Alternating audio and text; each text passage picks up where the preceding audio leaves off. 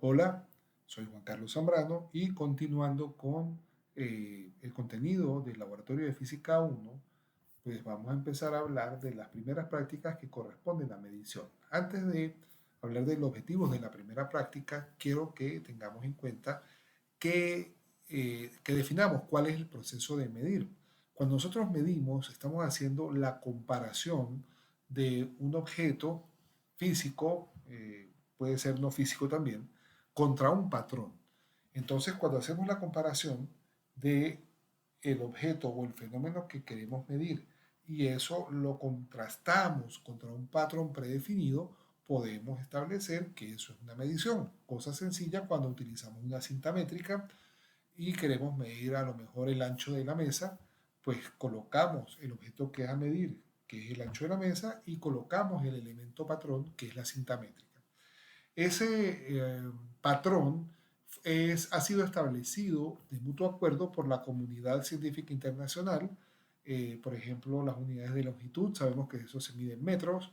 Las unidades de peso las medimos en gramos o kilogramos y así sucesivamente, el tiempo en segundos, minutos, horas, años, la temperatura en grados Celsius o en grados Fahrenheit o en Kelvin. A ver, entonces son diferentes parámetros que se han colocado y que ya están definidos en la comunidad científica. Entonces, cada vez que nosotros vamos a hacer un proceso de medición, pues vamos a obtener un resultado, vamos a obtener un número o una serie de números que provienen del instrumento de medición junto con la unidad que lo acompaña. Esto es importante mencionarlo. Toda medición debe ir acompañada pues, de las unidades, en este caso, debidas de acuerdo al sistema internacional que es el que está vigente en Venezuela. Entonces, ya metiéndonos y sabiendo qué es medición y metiéndonos a la práctica número uno, aquí vamos a hablar de cifras significativas y orden de magnitud. Y como en todas las prácticas tenemos que tener en cuenta los objetivos, los cuales voy a comentar rápidamente. El primero de ellos es escribir el número que representa una medición con las cifras debidas. Esto es realmente importante. Ya les voy a decir por qué. Lo segundo es reportar adecuadamente los datos experimentales. Todo esto tiene sentido, repito, si estamos haciendo experimentos. Lo tercero es operar correctamente los datos experimentales.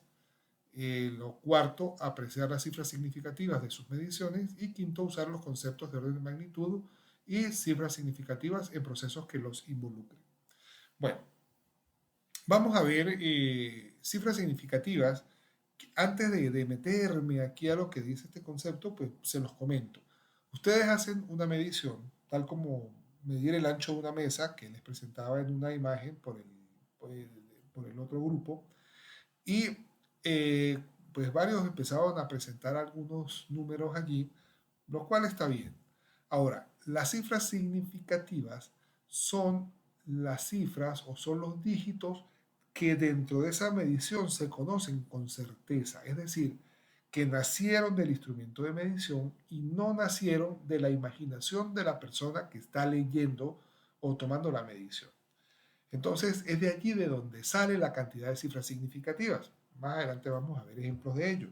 Ahora, una vez que nosotros registramos las cifras significativas, eh, pues bueno, vamos a tener algunas diferencias. Por ejemplo, ¿qué quiere decir, y aquí en el caso que se presenta, qué quiere decir que obtengamos 3 veces la temperatura del mismo cuerpo y que tengamos en algún momento una medición de 12,4 grados, en otros 12,36 y en otros 12,364? Bueno, pudiéramos decir que la diferencia radicaría en el tipo de termómetro que estamos utilizando. Si a lo mejor estamos utilizando un termómetro común de mercurio, posiblemente estaríamos hablando que solo podemos medir hasta aquí.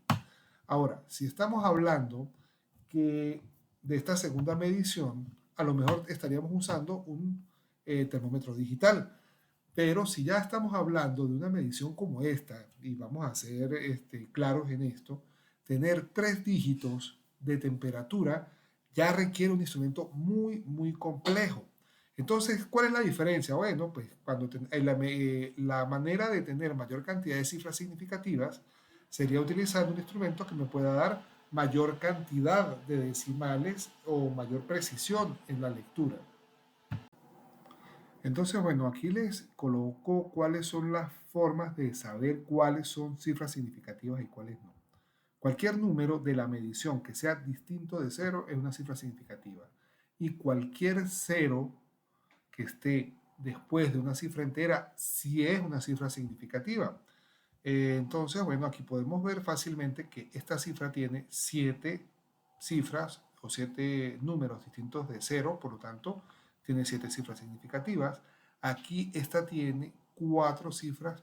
Hay un cero, pero el cero está dentro de los números, por lo tanto, es una cifra significativa. Pero aquí es donde viene el tema donde a veces hay mucha confusión. Si la persona que hizo la medición se dio a la tarea de escribir 4,000 es porque tiene un instrumento con el cual puede asegurar que estos 3 decimales son cero. Por lo tanto, si al lado derecho de una medición hay ceros, estos ceros sí son considerados como cifras significativas.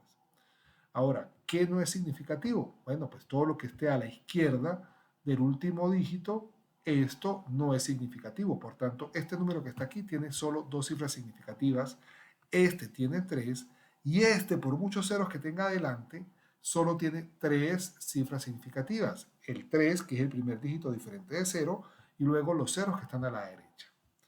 Bueno, luego aquí pues les presentan unos casos de qué hacer cuando hay operaciones matemáticas con mediciones y dicen, bueno, cuando es suma y resta de números provenientes de mediciones, el resultado se coloca con el que tenga la menor cantidad de decimales. Y aquí está el ejemplo claro. Ahora, si estamos hablando de multiplicación y división, el resultado se coloca con el que tiene la menor cantidad de cifras significativas. Bien, y entonces, bueno, aquí está el procedimiento experimental, que es el que quiero que ustedes realicen y me lo lleven impreso para la próxima clase que nos veamos.